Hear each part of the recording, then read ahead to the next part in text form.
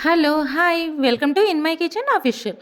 ఈరోజు స్పెషల్ ఏంటో చెప్పమంటారా? ఏం స్పెషల్ ఒద్దు అని చెప్పేసేసి ఇవాళ బద్ధకం వచ్చేసేసిందని మా పిల్లల్ని ఇవాళ చట్నీయో, పెరుగో వేసేసుకొని ఇవాళ ఒక్కసారి తినేసేయండి ప్లీజ్ అని బతిమలాడితే మా ఇంట్లో వాళ్ళు మేము తినమని చెప్పేసేసి వాళ్ళు అంతకన్నా మొరాయించారనమాట. ఇంకేం చేస్తాం? హమ్మా అని లేసేసి బద్ధకాన్ని పక్కన పెట్టేసేసి ఇంట్లో ఏముందా అని చూసేసుకొని ఒక ముకుడు పెద్ద ముకుడు ఉంటే తీసేసి బాగా తోమి శుభ్రంగా చేసేసి ఇలా స్టవ్ ఆన్ చేసేసుకున్నానండి. ఇలా స్టవ్ ఆన్ చేసేసి ఇంకో స్టవ్ పైన పక్కన స్టవ్ మీద 3 గ్లాసెస్ రైస్ పెట్టేసుకున్నాను. అలాగే అది కుక్ అయిపోయింది. ఆల్రెడీ రైస్ దించేసేసుకొని ఫ్యాన్ కింద ఆ రైస్‌ని చల్లారేసాననమాట. ఈ స్టవ్ పైన హై ఫ్లేమ్ మీద ఈ ఐరన్ ప్యాన్‌ని మాత్రం ఇలాంటి పెద్ద ముకుడునే తీసేసుకోండి. ఎగ్ ఫ్రైడ్ రైస్‌కి మాత్రము ఇలా తీసేసుకొని ఒక 4, 5 టేబుల్ స్పూన్ ఆయిల్ వేసేసానండి. వేసిన తర్వాత ఒక 5 ఎగ్స్ తీసేసుకొని బాగా గిల్ల కొట్టేసేసుకోవాలండి. గిల్ల కొట్టిన తర్వాత వేడిగా బాగా మరిగిన ఆయిల్‌లోనే ఈ ఎగ్ మిశ్రమం ఉంది గదా! ఇది ఇందులో వేసేసుకోవాలి. వేసేసుకోగానే అది ఆమ్లెట్ లాగా మంచిగా పొంగుతుందండి. మధ్యలో ఇంకొంచెం ఏమన్నా మీకు లిక్విడ్ లాగా ఉన్నదనుకోండి, గరిటెతో ఇప్పుడు నేను వీడియోలో చూపించిన విధంగా ఇట్లా ఆఫ్ లాగా తిప్పేసేసేసుకోండి. ఏసుకునేసరికి ఆ పచ్చిగా ఉన్నదంతా సైడ్‌కొచ్చేసేసి అది గూడా మంచిగా ఫ్రై అయ్యి ఆమ్లెట్ లాగా వచ్చేస్తదనమాట. ఇలా వచ్చిన ఆమ్లెట్‌ని మనము కొంచెం కొంచెంగా మంచిగా బాగా హై ఫ్లేమ్ మీద బాగా ఫ్రై అయిన తర్వాతనే అప్పుడు మనము ఇలా మొత్తం బబుల్స్ వచ్చేసి పైకొచ్చేసింది కదండీ! అలా అని మాడిపోకూడదు చూసుకోవాలనమాట. అటు ఇటు తిప్పుతూ ఉండాలి. ఇప్పుడు నేను ఇలా వచ్చిన ఆమ్లెట్‌ని మొత్తం చితకొడి స్మాష్ చేసేసుకుంటున్నాననమాట. స్మాష్ చేసేసుకొని ఒక్కసారి గరిటెతో ఇలా రౌండ్‌గా తిప్పేసేసుకున్నామనుకో అదంతా చిన్న చిన్న ముక్కలుగా అయిపోతుంది, విడిపోతుందనమాట. ఇలా విడిపోగానే నాకు రైస్ అయిపోయిందండి. నేను పక్కన ఫ్యాన్ కింద మొత్తం చల్లారబెట్టేసేసుకున్నాను. ఇప్పుడు దీంట్లోకి నేను ఒక 4, 5 వెల్లుల్లి రెబ్బలు ఉంటాయి కదా! ఎగ్ ఫ్రైడ్ రైస్ అంటే వెల్లుల్లి రెబ్బలేస్తేనే కొంచెం టేస్ట్ అనేది వస్తది కాబట్టి నేను ఇలా గరిటెతో తిప్పేసుకున్నాను. అలాగే వెజిటబుల్స్ కూడా పక్కన కట్ చేసి పెట్టుకున్నానండి. ఇప్పుడు నేను ఇందులోకొచ్చేసి ఈ గరిటెతో ఇదంతా తిప్పేసిన తర్వాత నెక్స్ట్ వచ్చేసేసి వెల్లుల్లి ఉంటుంది కదా! వెల్లుల్లి రెబ్బలు చిన్న చిన్న ముక్కలకు మనకెంత వీలైతే అంత సన్నగా కట్ చేసేసుకోవాలండి. ఇది ఎంత సన్నగా కట్ చేసేసుకుంటే అంత టేస్టీగా ఉంటాయన్నమాట. నేను ఇలా కట్ చేసుకున్న 4, 5 వెల్లుల్లి రెబ్బల్ని ఇలా ఇందులో వేసేసి జస్ట్ అలా ఫ్రై చేసేసానండి. ఇది మొత్తం హై ఫ్లేమ్ మీదనేనండి గుర్తుపెట్టుకోవాలి కంపల్సరీ. ఎగ్ ఫ్రైడ్ రైస్ అనేది మాత్రం కంపల్సరీ హై ఫ్లేమ్ మీదనే పెట్టేసుకొని చేసుకోవాలి. నేను చెప్తాను మళ్ళీ మీకు ఎక్కడ లో ఫ్లేమ్ మీద పెట్టుకోవాలా అనేది కూడా నేను చెప్తాను. ఇలా వేసిన తర్వాత ఇప్పుడు నేను దీంట్లోకి ఒక 4, 5 పచ్చిమిర్చి ఉంటుంది కదా! అవి కూడా రౌండ్‌గా చిన్న చిన్న ముక్కలుగా కట్ చేసేసుకున్నాను. ఇదేంటంటే ఫ్లేవర్ కోసం అని వేసుకున్నానండి. ఈ పచ్చిమిర్చి మాత్రం కొంచెం ఫ్రై అవ్వాలనమాట. అందుకనే ఇవి ఒకసారి వేసి గరిటెతో కొంచెం తిప్పేసేసుకున్నానండి. Just 2 seconds. కొంచెం అలా ఫ్రై అవ్వగానే ఆ పచ్చి వాసన అనేది పోయిన తర్వాత ఇప్పుడు నేను వచ్చేసేసి దీంట్లోకి ఒక చిన్న చిన్నవి 4 క్యారెట్స్ ఉన్నాయండి.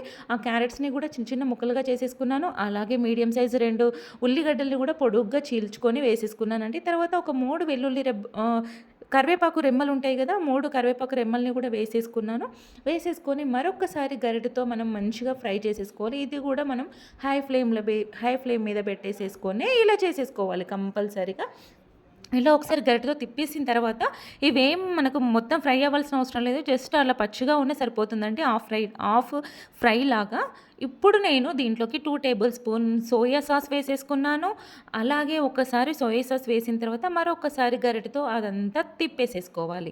ఇప్పుడు వేసిన వెజిటబుల్స్ అన్నీ తిప్పిన తర్వాత ఇప్పుడు నేను దీంట్లోకి వెనిగర్ ఏసాను. ఒక టేబుల్ స్పూన్ వెనిగర్ ఏసేసుకున్నానండి. లేదు మాకు ఇంట్లో వెనిగర్ లేదు అంటే నిమ్మకాయ రసం కూడా పిండేసుకోవచ్చండి. తర్వాత వచ్చేసేసి మనకు నూడిల్స్ గానీ, ఎగ్ నూడిల్స్ మామూలు నార్మల్ నూడిల్స్ చేసేటప్పుడు ఉంటాయి కదా మసాలాలు. అదేనండి green chilli sauce and red chilli sauces ఇవి ఉంటాయి కదా! ఇవి కూడా ఒక్కొక్క హాఫ్ టేబుల్ స్పూన్ గానీ అట్లా సాసెస్ కూడా వేసేసుకోండి. కావాలంటే మనకు టమాటో కెచప్ కూడా వేసేసుకోవచ్చు. స్వీట్‌నెస్ కావాలి అనుకునే వాళ్ళకి మాత్రం టమాటో కెచప్స్ ఏసుకోవచ్చండి.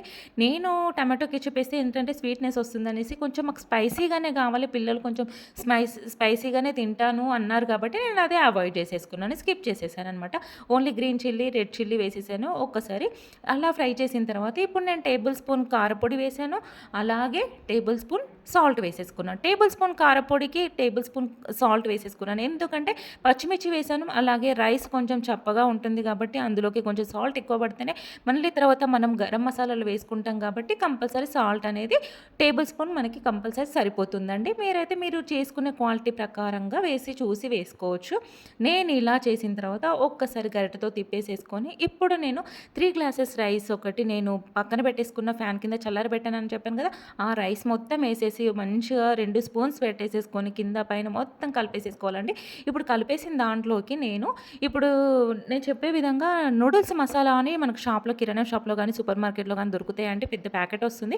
అదే ప్యాకెట్‌లకెళ్ళి 2 ప్యాకెట్స్ ఉంటాయండి. అందులో విడివిడిగా ఒక 5ఓ, 6ఓ ప్యాకెట్స్ ఇస్తారు అందులో ఒక బాక్స్‌లో. ఆ 2 ప్యాకెట్స్ అనేది నేను ఇందులో వేశాను. ఇందులోనే మనకి అజినోమోటో, టేస్టింగ్ సాల్ట్ ఇవన్నీ గూడా ఆ మసాలాలోనే ఉంటాయన్నమాట. అలా ఆ మసాలా ప్యాకెట్స్ 2 వేసేసుకున్నాను. తర్వాత వచ్చేసేసి దీంట్లోకి మనము వేయించిన జీలకర్ర పొడి ఉంటుంది గదా! జీలకర్ర పొడి అండ్ కొంచెం అలా టేస్టింగ్ కోసం అనేసి మిరియాల పౌడర్ ఉంటుంది గదా అండి ఇంట్లో. ఈ మిరియాల పౌడర్ గూడా కొంచెం చల్లేసేసుకోవాలి. స్పైసీగా కొంచెం టేస్టీగా ఉంటుంది గాబట్టి అంతే. ఇదొక్కసారి కలిపేసేసుకోవాలండి. ఇప్పుడు మనం హై ఫ్లేమ్‌లో పెట్టేసి ఒకసారి కలిపేసేసుకున్న తర్వాత ఆ రైస్ అంతా కొంచెం ఇంకొంచెం ఫ్రై అయినట్టు అయిపోయిన తర్వాత ఇప్పుడు సిమ్‌లో చేసేసుకొని పైనుండి స్ప్రింగ్ ఆనియన్స్ అంటే ఉల్లిగడ్డ పొరకలు అవి వేసేసుకొని తర్వాత కొత్తిమీర వేసేసుకొని అంతే దించేసేసుకోవాలి. తర్వాత మనం ఒక లెమన్ పెట్టేసేసుకొని పక్కన ఆనియన్ పెట్టేసేసుకొని సర్వ్ చేసేసుకొని తింటే హాయిగా ఉంటుంది. ఇంకెందుకు లేటు సబ్స్క్రైబ్ చేసుకోండి, లైక్ చేయండి, అలాగే షేర్